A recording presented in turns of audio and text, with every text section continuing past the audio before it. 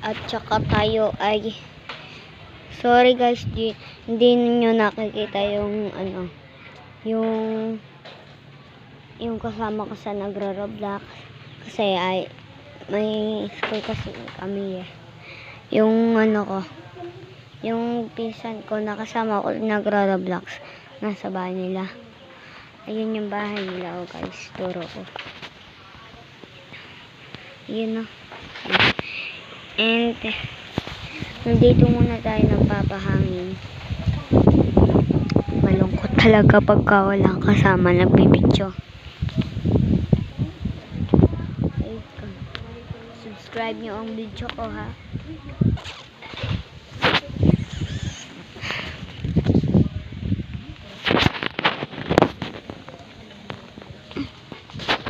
Set muna tayo ng camera dito. Tignan natin kung sino pupunta.